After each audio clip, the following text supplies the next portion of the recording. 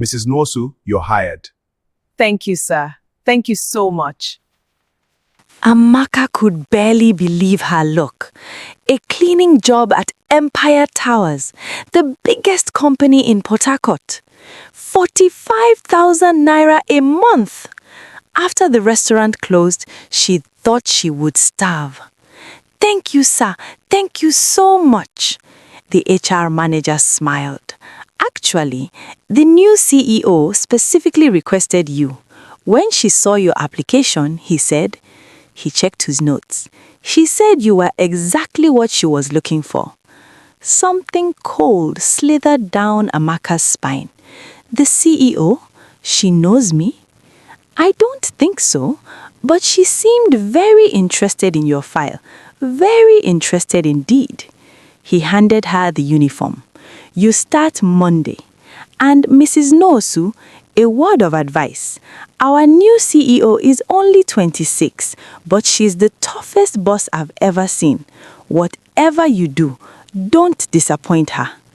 As Amaka left the office, she didn't see the photograph on the CEO's desk. A faded baby blanket with white daisies, carefully preserved in a frame. Before we dive into the story, let me say a big thank you to my amazing subscribers. You guys rock. And to you watching right now, yes, you. If you haven't subscribed, please join us. This channel is growing because of people like you. Click subscribe, be part of the journey, and let's grow together. Thank you so much. The fluorescent lights of Empire Towers buzzed overhead as Amaka dragged her mop across the marble floor of the executive wing. Her knees ached. They always did these days, and the chemical smell of the cleaning solution made her eyes water. At 46, she felt older than her years, worn down by life like the bristles of her old broom. Auntie Amaka, you never finished that side? Called out Ibinabo, the security guard, from his post near the elevators. I dey come now, Amaka replied, pushing a strand of grey hair back under her cleaning scarf. She'd been working at Empire Towers for 3 months now, ever since the restaurant where she used to wash plates closed down. This job paid better, 45,000 naira a month, and in Port Harcourt, where every kobo counted, she couldn't afford to lose it. The glass doors at the end of the hallway reflected her image as she worked. A short, tired woman in a faded blue uniform that had seen better days. She quickly looked away. Mirrors had become her enemy over the years, showing her a face she barely recognized. A face that carried too many secrets, too much shame. Madam Amaka, Chinyere, the receptionist, called from downstairs. The new CEO, they come today, make you clean that executive office well. I hear say the babe no dey joke. The next morning, Amaka arrived early as usual, but the building already buzzed with nervous energy. Staff members hurried past, their voices hushed and urgent. Amaka kept her head down, pushing her cart toward the restrooms on the ground floor. She'd learned long ago that invisibility was a blessing. The less people noticed you, the fewer questions they asked. You, cleaner! The voice cut through the lobby like a whip. Amaka turned slowly. The young woman standing near the elevator was striking. Tall, dark-skinned, with sharp cheekbones and eyes that seemed to look straight through you. She wore a perfectly tailored navy suit, her natural hair styled in an elegant twist. Everything about her screamed power, from her designer heels to the way she held her iPhone. But it was her eyes that made Amaka's blood run cold. Those eyes, they held something dark, something personal. Yes, ma, Amaka managed, her voice small. The young woman, it had to be Miss Thompson, looked her up and down slowly, deliberately. The silence stretched like elastic about to snap. This floor is filthy, Miss Thompson said finally, her voice cold and precise. I expect it spotless by noon. Is that clear? Amaka glanced down. The floor was actually quite clean. She'd mopped it just yesterday evening, but she nodded quickly. Yes, ma. I go clean 'em well. And you? Miss Thompson stepped closer, her heels clicking on the marble. What's your name? Amaka, ma. Amaka Nosu. Something flickered in Miss Thompson's eyes. Recognition? Hatred? Before her expression went blank again. Amaka Nosu, she repeated slowly, as if tasting each syllable. How interesting.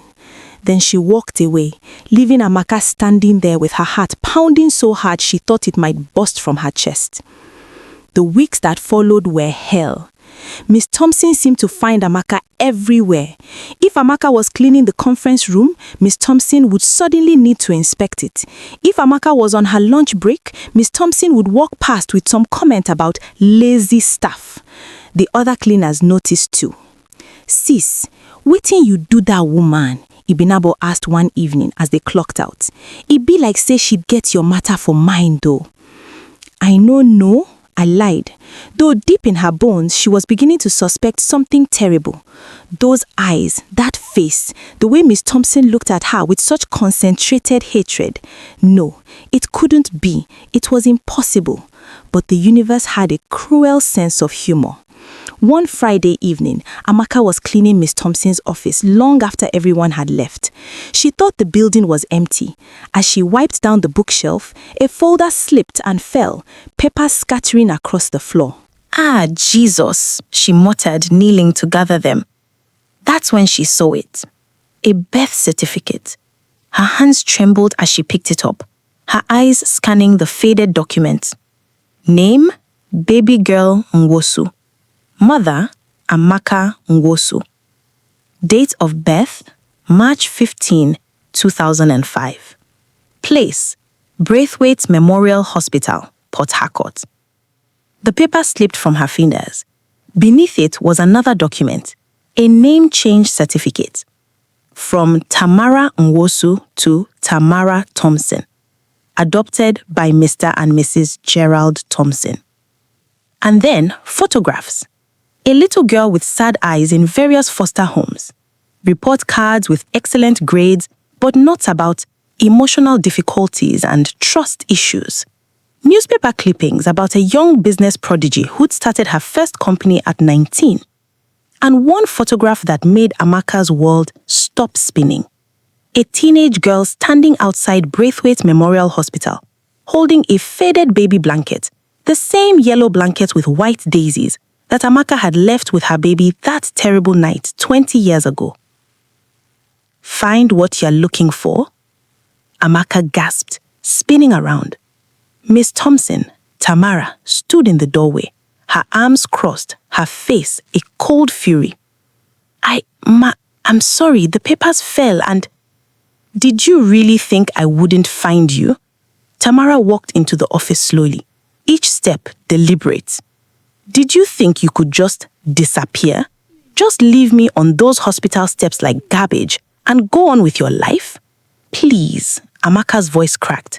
Tears streamed down her face. Please let me explain. Explain? Tamara's laugh was harsh, bitter. Explain what? How you were 16 and scared?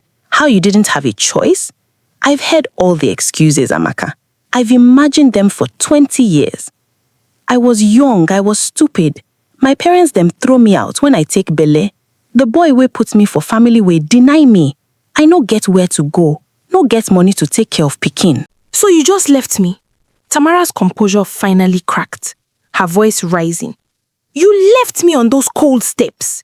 Do you know what my life was like? Moving from one foster home to another?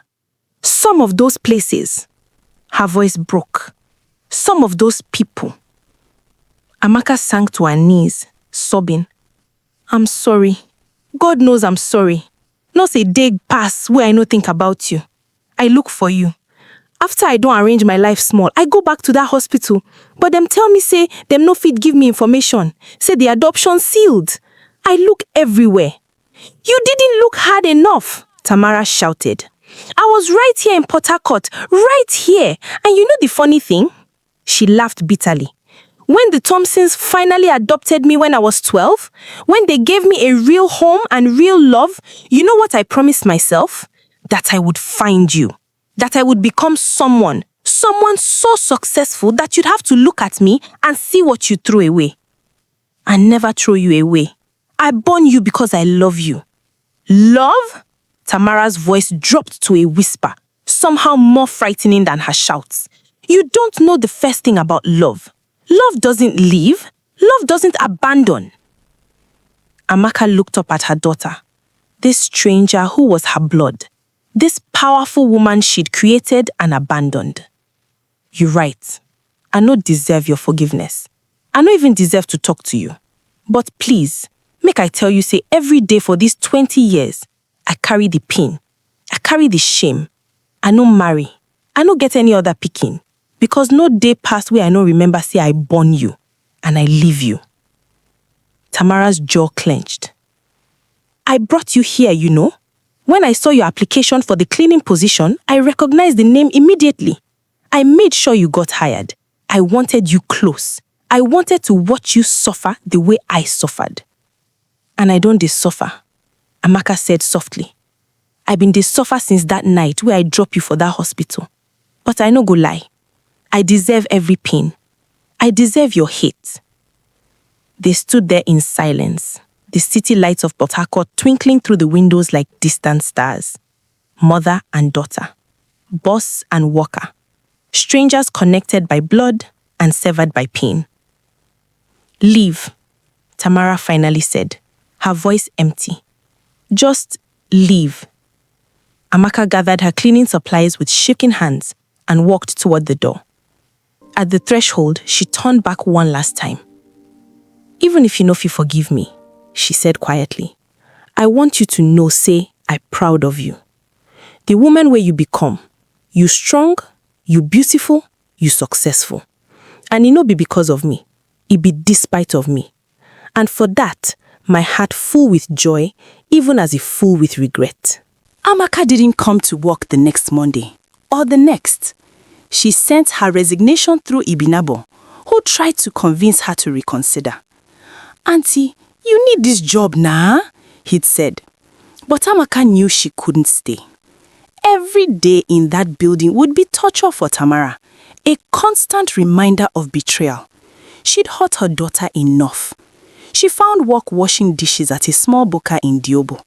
The pay was worse, the hours longer, but at least she could disappear again, could fade into the background where she belonged. 3 weeks passed.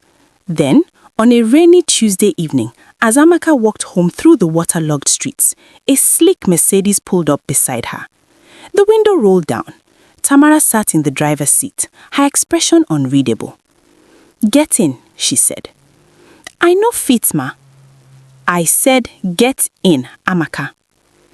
Amaka climbed into the car, her wet clothes soaking the leather seats. They drove in silence through the rain-slicked streets of Port Harcourt, past the slaughter roundabout, toward the GRE. Finally, Tamara pulled up outside a small bungalow with a neat garden. She turned off the engine but didn't move to get out. After you left, she began, her voice carefully controlled. I was angry. No, I was furious.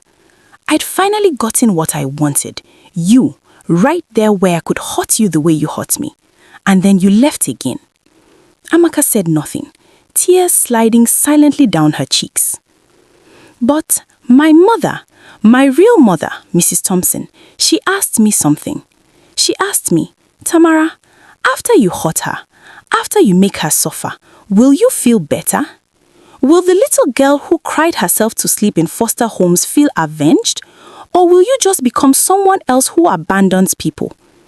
Tamara's voice cracked slightly. I've spent 20 years building walls, Amaka, making myself hard, successful, untouchable, because I never wanted to be that helpless baby on the hospital steps again. But those walls, they are lonely. She finally turned to look at Amaka. I don't know if I can forgive you. Not yet. Maybe not ever. But Mrs. Thompson taught me something else, that carrying hatred is like drinking poison and expecting the other person to die. I know come back to cause you more pain. Amaka whispered. I know. Tamara reached into her bag and pulled out a card. This is my mother's address, Mrs. Thompson. She wants to meet you. She says, Tamara's voice softened almost imperceptibly. She says that maybe we all need to start healing. Together. Amaka took the card with trembling hands. Why you they do this? Tamara looked away, blinking rapidly. Because despite everything, you're the woman who gave me life. And maybe that's worth something. Maybe that's where we start. They sat in the car as rain drummed on the roof. Two women, bound by blood and broken by choices, trying to find their way back to something that resembled wholeness.